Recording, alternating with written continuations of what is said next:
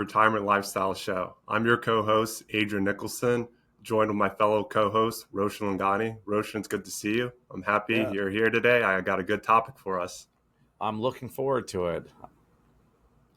We're going to talk about my journey to passing the Certified Financial Planner exam. I definitely learned a lot of valuable lessons that I believe will be helpful for our listeners and viewers as they try to take on any challenges that they have in their lives or pursue any goals that they have. Yeah, that sounds great. Where should we start? I guess we could just start from the beginning on when I just decided to pursue the Certified Financial Planner certification. And just the biggest thing to get this certification is you have to pass the exam. And the exam is very difficult, takes a lot of time, takes a lot of effort. But like I said, I passed it. It's a great feeling. So I think the best way to start this journey would be at the beginning. Yeah, and when I had said where we started, I was wondering, was this a plan of yours from the beginning? So do we start when you were joined the industry, or do we start with when you decided? But please take us from the beginning. I started at the beginning of the year where I decided, hey, I want to take this exam. I want to pass it this year. So what do I need to do to actually do that? And what some people may not know, to even take the exam, you have to complete coursework just to be eligible to take the exam. So it was January, and I decided to look on some online schools to see how can I complete this coursework requirement so I can take the exam. So I definitely went the online route because I couldn't see myself with everything that was going on in my personal life with work, finding time to just drive to a campus, go to a class, listen to a professor, take quizzes and exams, and just go that route where I just wanted to go the complete remote online class. I felt like that's something that was a lot easier for me to do because I like doing things that are very self-paced, and that was what the online classes allowed me to do, go at my own pace. And I think that's something too that really started off my journey on the right foot and gave me a lot of great momentum to pursue this goal of passing the CFP exam. Yeah, and so the online course, I imagine there's multiple places where you'd go, not necessarily asking you to advocate for one versus the other, but why did you select whichever organization you did? So I just did a lot of research on the internet to see, like, again, which one would be the best fit for myself. So again, I ultimately landed on these online classes. There were 7 of them, and 6 of them were for the main components of the exam that you needed to prepare for to actually pass the exam. So I'll just go over all 7 of the classes. The first one's called General Principles, and this one focuses on a lot of different areas. I mean, there's like 30 plus different areas that you have to learn to pass the exam just for this class. You have to learn about banks, you have to learn about education planning, mortgages, you have to learn about time valuation, future valuation, present valuation when it comes to calculating certain numbers that you need to get or certain figures that you need to get if somebody has a goal of earning a certain amount. So there was just a lot of jam packed in class number 1. So just right off the bat, I knew how serious and how time consuming this whole process would be. But I definitely knew I chose the right path as well because everything I was learning was very interesting. I had a lot of experience from the work I've been doing. So it was definitely something that was shocking, a lot of the amount of information I had to learn and do. But it was also something I enjoyed a lot and was really intrigued about learning. So again, that was class number 1. I'll just go over the other classes real quickly. The second class was insurance. The third one was investments, which I'm sure you would have really loved to do and learn about. The fourth one is tax planning. The fifth one's retirement planning. The sixth one is estate planning, and the last one it was the capstone. So which was the most difficult and which was the easiest for you? I'd say the easiest one for me was investments because that one just primarily focused on numbers, which is very straightforward. And I think that one's easiest too because that's just straight memorization.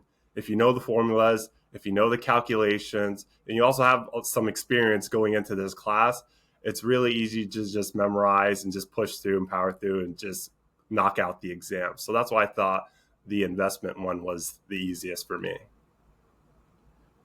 That's yeah, that's that I what you had said at the beginning. I think that would be the most enjoyable for me. I'm trying to remember back when I took it. I'll tell you for sure. For me, the most difficult was the estate planning because it instead of numbers, it was more memorizing laws. Uh, but yeah, I do agree with you. So you're going through one of these at a time, one module at a time. Uh, and are those set schedules or it's a completely self study? Self-paced, so I could go as fast as I want or I could go as slow as I want. And I'm actually really glad you asked that because I had a target in mind. I think, again, listeners and viewers, this might be one of the most important parts of the podcast right here is that, again, I plan to take these classes and pass the CFP exam this year.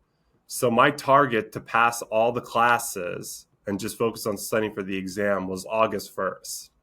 So that was something too that kept me on track and I think was very important to my success on passing the classes and ultimately passing the exam. So again, I knew that I could not wait to the last minute or cram a bunch of classes in as I got closer to August 1st. I always just planned it out. I'm like, okay, I have a couple weeks to pass this class. If I felt like I was slow or I took a little bit of time off, then I knew once I got back to it, I needed to really just buckle down, study, and pass the exam. Because again, I had that hard deadline of finishing the classes on August 1st. So that target was always something that I went back to every day. All right, let's say, for example, I'm on the tax planning class and I have a couple months to August 1st. I knew I was in a good position, but if I started falling behind, I really had to tell myself, all right, I need to study more. I need to put some more time into this just so I can get back on track. So just having that target in mind of August 1st, I need to be done with this was so helpful. And like I said, just kept me on track, kept me motivated, and kept me in a mindset of I can do this, keep moving forward day by day. Yeah. And you had to take a test for each one, correct? Yeah, one test for each class. And the capstone, too, I'm going to give a lot of credit to the Retirement Lifestyle Show because you actually had to record your answers for the final exam. And I think all the experience and all the podcast episodes that we have is the reason why I got 100 and passed that. And that was Oh, definitely that's one of the awesome. also the easiest ones too, because you just have to answer the questions, but you have to record yourself. And for some people that might be difficult or awkward or uncomfortable. But for me, it's just like I treated it like we are just doing a episode of the Retirement Lifestyle show and cruised right through it, which was really cool. And that was the Not, last one too. was it nice? Yeah, So were so you that was actually nice. ahead of schedule then? Just if the last one was easy, it's like easier compared to the others. Did you finish prior to that August 1st deadline? I finished a week before the August 1st Nice. deadline. So it definitely, the time frame worked out. So I hit my mini goal.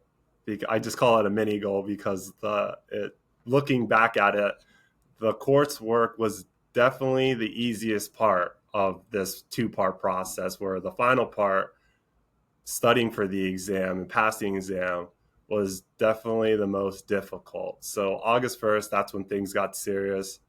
I decided to register for the exam. I decided to take the exam on November 12th. So that's where I really needed to focus and lock in because I gave myself around 3 months to prepare for this exam. So I started studying on August 1st. I signed up for the review course and then I planned on taking November 12th, which gave me a little bit over 3 months. But historically, that's the type of person I've been my whole life. I never was the person to, oh, I'm just going to wait last minute to do something. Oh, I'll just cram and pass. No, I have to put in the hours. I have to put in the work if I ever want to pass or accomplish anything. There's no getting lucky for me. There's no just waiting last minute. Like if I need to achieve something, I'm the type of person I need to give myself time, plan, prepare, and then I can do it and I can achieve it and I can accomplish it. So, but having that structure was very important for me, and having those 3 months to prepare was vital to my success in passing the exam. So it was pretty straightforward. So then you start studying. You take that class, but you're also studying for it on your own.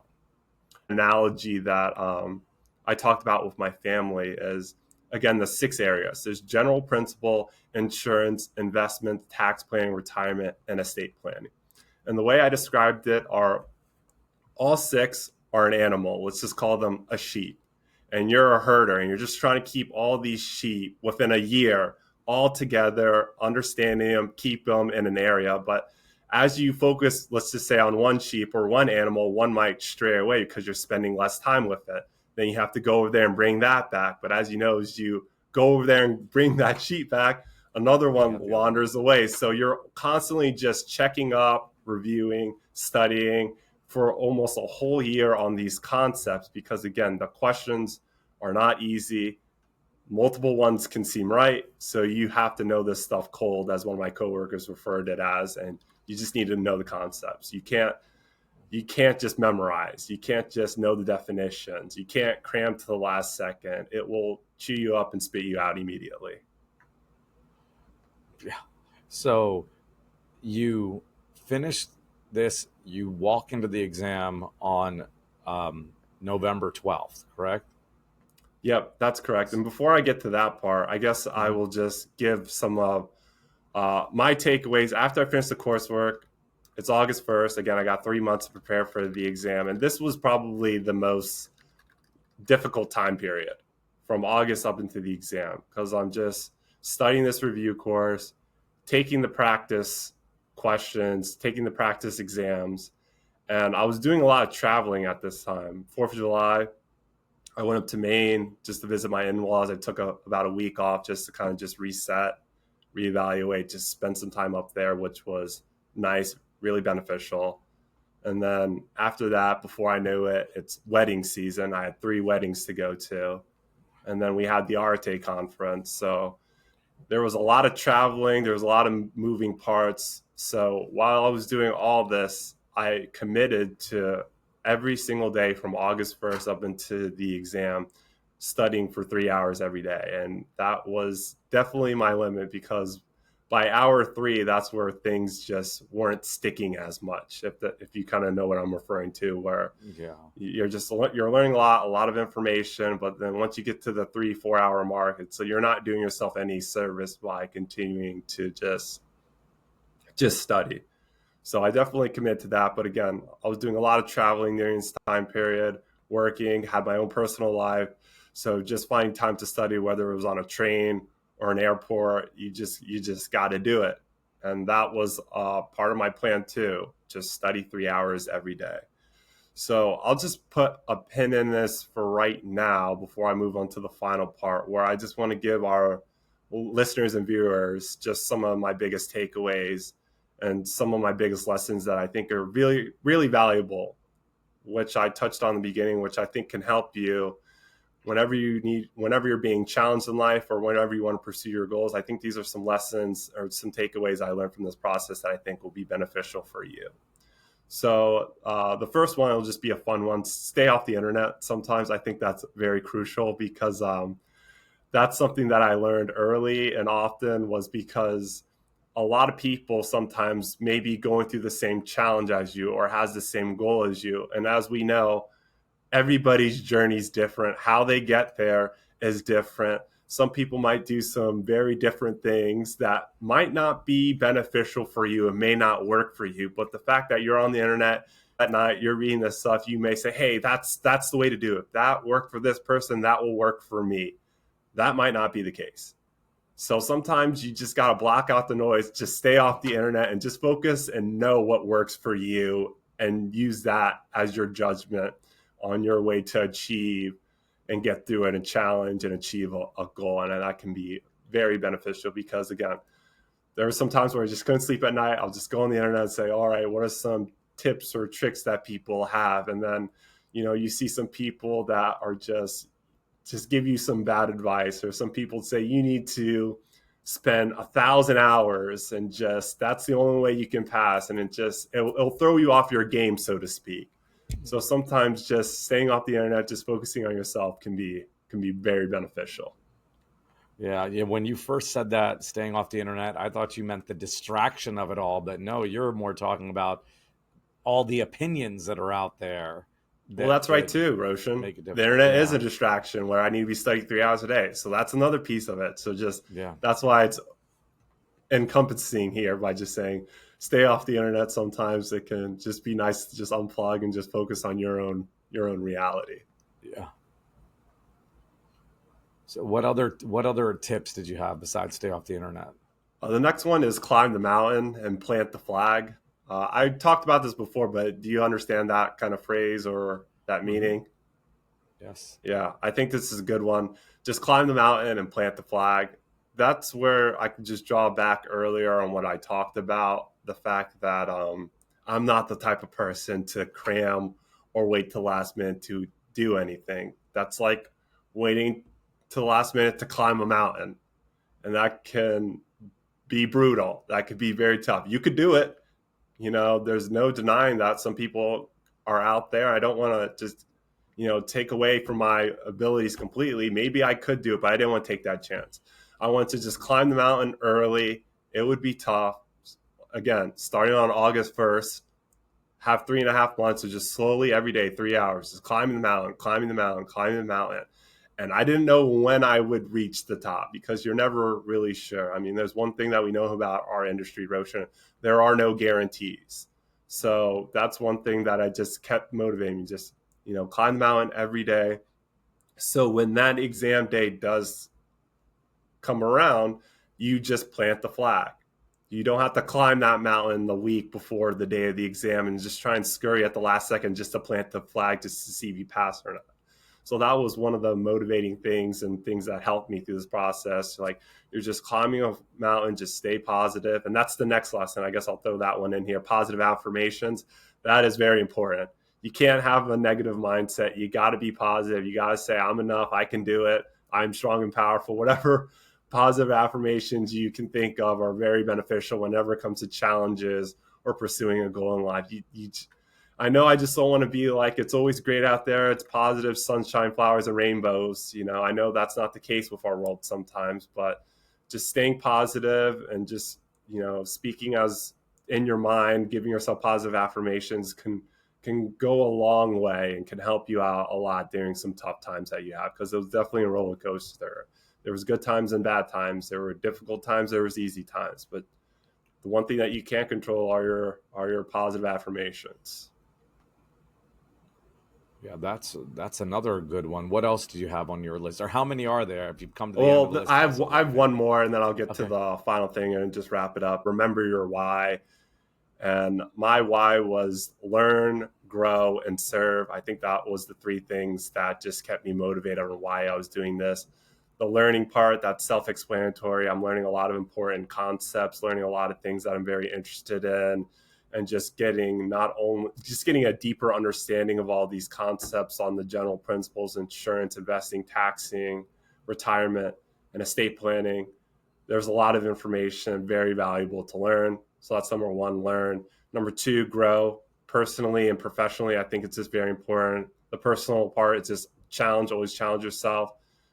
Challenging yourself is a really great way just to keep yourself growing and understanding who you are, what your abilities are, what your potential are, and professionally just growing in my career. And the last part, serving your clients while I'm learning and growing and understanding these new concepts. I can apply that more and help better serve the clients I work with on an everyday basis. That's a great why. Yeah, it is a great why, and it's something that I kept going back to. Like, why am I doing this? Just that's just something that you got to do. You got to push yourself. You got to challenge yourself. Just know your potential. And I talked about this on a previous podcast. Like, you can fail at a challenge, you can fail at pursuing a goal, but that's okay. Try again. You definitely learned some stuff from it, which is great. If you didn't challenge yourself or didn't have a goal, you wouldn't have learned anything. You could say, "Oh, I also wouldn't have gotten hurt that bad," but you gotta just draw out the positives from it as best you can, and just move on or just keep at it as best you can. So you're going to go into the day of now, correct? So the last kind of thing before the final send off was the practice exam. an actual legit practice exam that looked exactly like it. So I did something different where you're supposed to take this like a week or 2 weeks before the exam. Did you take one? What was your experience with the practice exam? What did you do for that, or you just go straight for it? I took multiple. I found that I learned a lot through the questions. So I would take the exam and then review the answers, and whatever I got wrong, I would go study.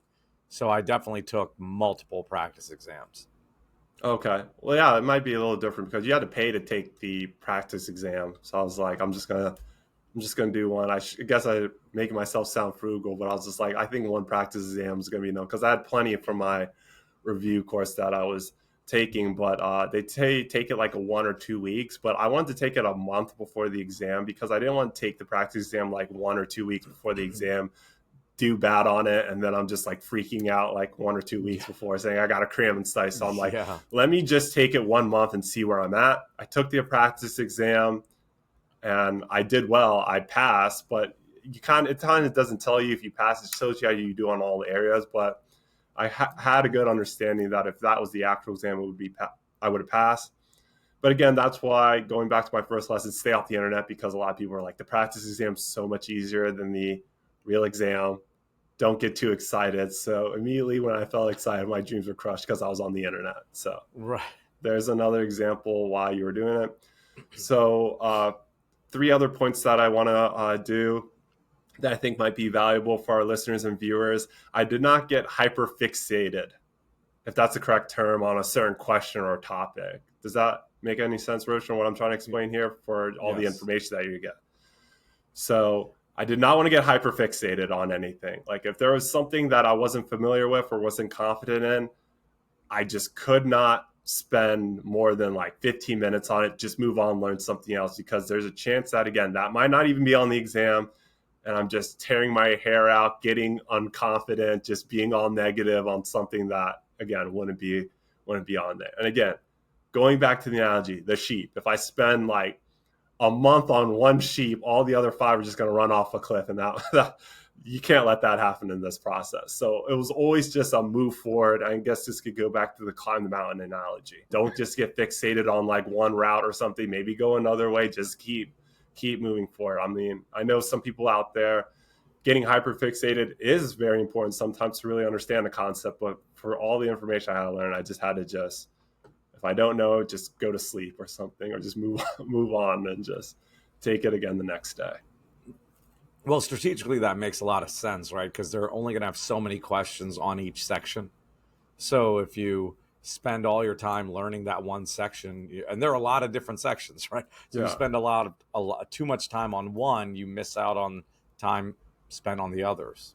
Yeah, and you could just connect us like a lot of things where it comes to like retirement, financial planning, investments, as far as just financial planning or something. Maybe you just get hyper fixated on the insurance aspect of your financial planning and you just really spend almost like your whole year just planning for this. But there's a lot more to the financial plan other than insurance. Like again, there's investing, there's your balance sheet, your assets, your liabilities. There's a lot of stuff that gets baked into here that where if you really do hyper fixate on something, well, make sure you carve out some time for the other pieces on it. So everything gets the attention it deserves.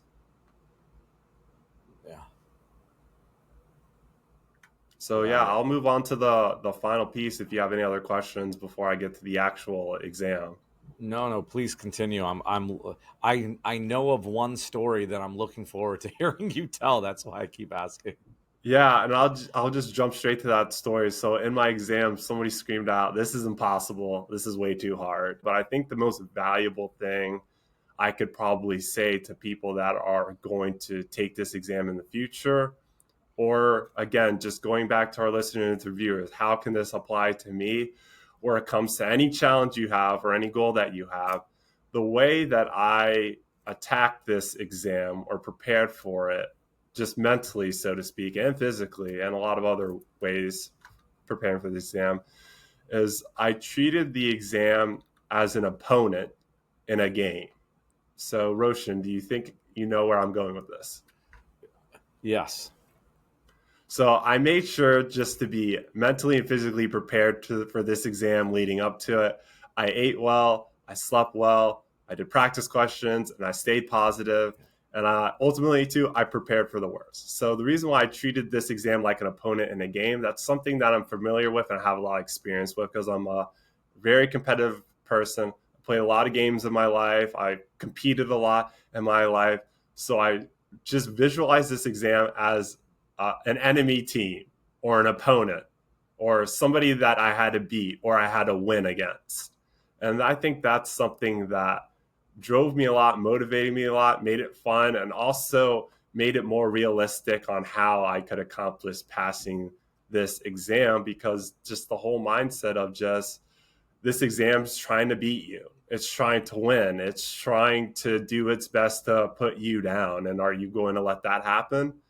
You have to do everything you can to prepare for it because, as you know, just because you practice, just because you prepare, just because you have some experience doesn't mean you're going to beat that team or you're going to beat that opponent or you're going to achieve that goal or you're going to beat that challenge. You might not have prepared that much, or that opponent or that team you're going up against could have been more prepared or just was on. You might not have been on your game that day. You could have been sick. You could have just not gotten any sleep. You could have not prepared for it.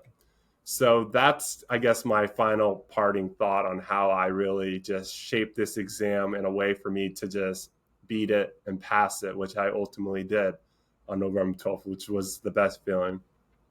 I just treated it like a game. I treated it like that exam was trying to beat me up, do everything it can to just upend my life. And just that way kept me motivated every time I was studying, the late nights, the preparing, staying motivated, climbing the mountain, being positive, saying, I'm going to do everything I can to win. I'm going to do everything in my power to put myself, and this is probably the most important thing, put myself in the best position to succeed. And that's all I have to say, Roshan.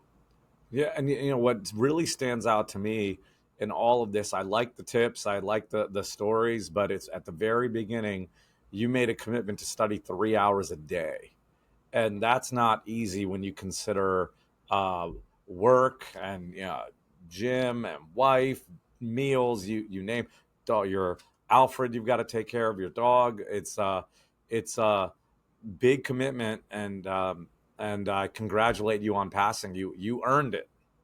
Yeah, I appreciate it, Roshan. And it was a great feeling.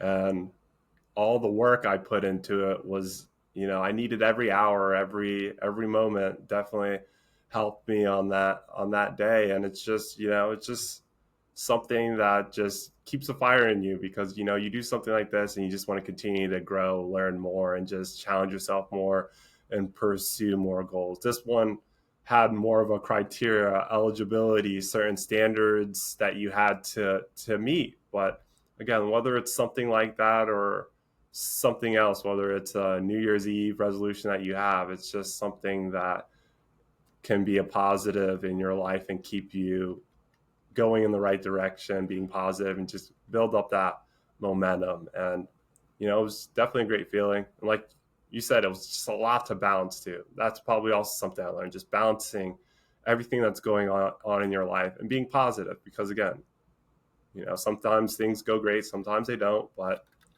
as long as you have that target and that goal in line, you got to work towards that if that's something that you truly want to achieve. Yeah, and I think this is very timely when you consider we're right upon the new year, and we've got New Year's resolutions that people will start to make. I think this should be very helpful. Yeah, I'm really happy to share a lot of the lessons and value that I drew from this, and it was just fun preparing for this and kind of just reflecting on everything that's happened this year. There's a lot of memorable moments this year. I definitely appreciate a lot of the support I've gotten from people because, again, I couldn't have done that without, like you mentioned, my wife, my dog, my family, my coworkers. I mean, everybody just really helped me out through this process. And it's just something too that you gotta really reflect on too as we come to the end of the year. Just all the good things, all the positive things that happen. And it's just something that, you just can't take for granted. So Yeah. listeners, I hope you really valued or got some lessons from my journey on passing the CFP exam. And like Roshan says, if you have any questions or want to review anything with us or anything comes up, we're always available. Our information's in the show notes. Take control and achieve your goals, and we hope you have a good rest of your year.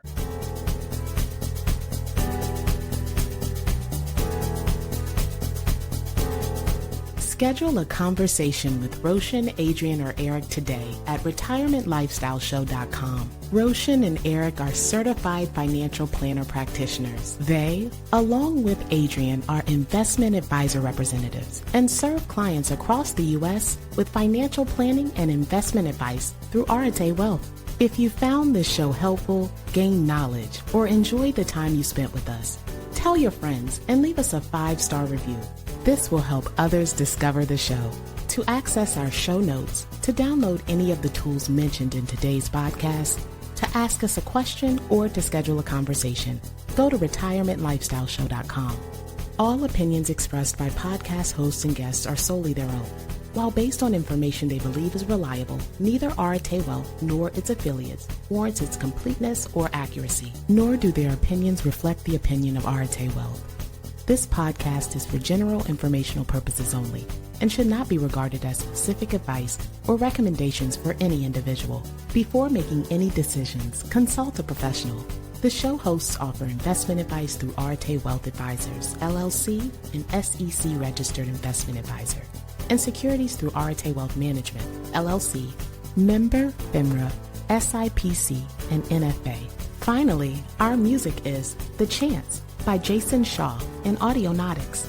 It's part of the YouTube audio library, and it's licensed under a Creative Commons license. I am Ray Voices. Thank you for listening.